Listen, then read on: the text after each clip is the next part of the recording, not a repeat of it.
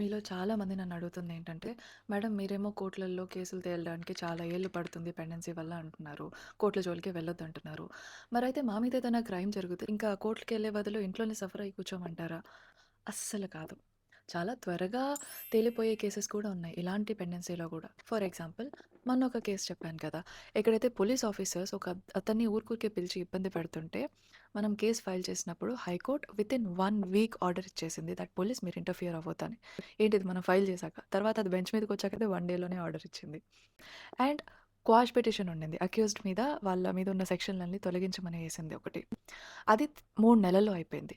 And యూజువల్‌గా motor vehicle accident cases ఉన్నాయి. అవి మంచి కేసెస్ చాలా వరకు 1 ఇయర్‌లోనే తేలిపోతున్నాయి. కాంపెన్సేషన్ వచ్చేస్తుంది. ఇట్లాంటివి చాలా చాలా కేసెస్ ఉన్నాయి. ఏవైతే త్వరగా కూడా డిస్పోజ్ అవుతున్నాయి ఇలాంటి పెండెన్సీలో.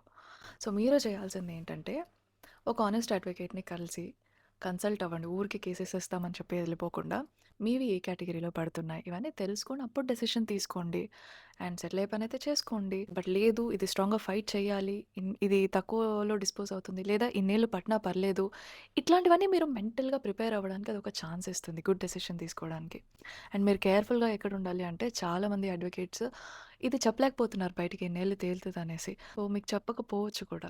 సో, ఒక హానెస్ట్‌గా ఉండే అడ్వకేట్‌ని మీరు ప్రిఫర్ చేసి మీ ఏరియాలో ఆర్ మీ యాక్సెస్‌లో ఉండే వాళ్ళని కలిసి అడిగారు అంటే వాళ్ళు హానెస్ట్‌గా ఉంటే మాత్రం మిమ్మల్ని ఎడ్యుకేట్ చేస్తారు వీటన్నిటి మీద. ఓకే.